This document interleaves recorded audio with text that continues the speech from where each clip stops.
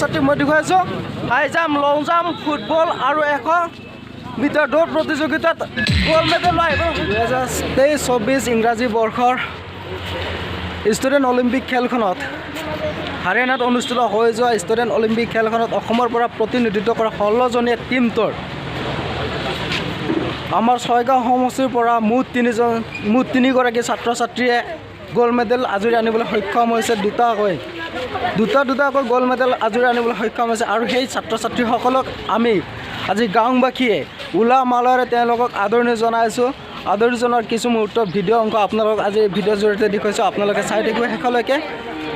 আহক তেনেহ'লে আজি আমি গৌৰৱেৰে জনাওঁ যে এটা গৌৰৱৰ বিষয় আৰু এই মাঘৰ 3 তাৰিখৰ দিনাখনে আমাৰ মাজত এটা ভাল খবৰ লৈ আহিছে। আমাৰ এই অঞ্চলত ছয়গাঁও সমষ্টিৰ গণপাৰা গাঁৱৰ 3গৰাকী ছাত্ৰ ছাত্ৰীয়ে আমালৈ ভাল খবৰ লৈ আহিছে আৰু এই ভাল খবৰটোৰ কাৰণ হৈছে যে 2023-24 ইংৰাজী বৰ্ষৰ যি ৰাষ্ট্ৰীয় পৰ্যায়ত ষ্টুডেণ্ট অলিম্পিক খেল অনুষ্ঠিত হৈ যায় হাৰিয়ানাত, সেই হাৰিয়ানা খেলখনত আমাৰ অঞ্চলৰ 3গৰাকী উদীয়মান ছাত্ৰ ছাত্ৰীয়ে গ'ল্ড মেডেল আজুৰি আনিবলৈ সক্ষম হৈছিলে আৰু সেই গ'ল্ড মেডেল আজুৰি আনিবলৈ সক্ষম হোৱা ছাত্ৰ ছাত্ৰীসকলক আমি এই জেগতে সমূহ গাঁওবাসীয়ে গণপাৰা গাঁওবাসীয়ে তেওঁলোকক এখনি ফুলাম গামোচাৰে অসমীয়া প্ৰতীক চিহ্ন ফুলাম গামোচাৰে আদৰি জনাই তেওঁলোকক আমি ইমানতে সামৰণি মাৰিছোঁ। ইয়াৰ পিছত আমি বিজয়ীসকলক ৰেলী যাত্ৰা কৰাম। আমি বালাগাঁও হৈ গোবৰ্ধনৰ পৰা বালাগাঁও হৈ গণকপাৰা এইখিনি লৈ আমি ৰেলী যাত্ৰা আৰম্ভ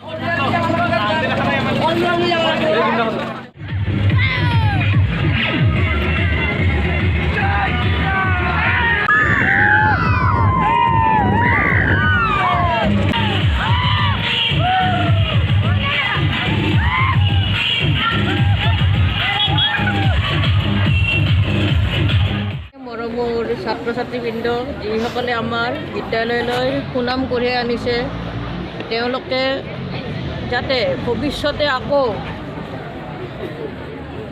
বিভিন্ন ধৰণৰ খেলত প্ৰদৰ্শন কৰি আমাৰ অসমৰ লগতে অঞ্চলৰ লগতে গোটেই দেশবাসীৰ কাৰণে গৌৰৱ কঢ়িয়াই আনিব পাৰে, তাৰ কাৰণে তেওঁলোকক মই হিয়া ভৰা আশীৰ্বাদ জনাইছোঁ আৰু আপোনালোকৰ পৰাও সকলৰ পৰা সহায় সহযোগিতা আশীৰ্বাদ বিচাৰিছোঁ।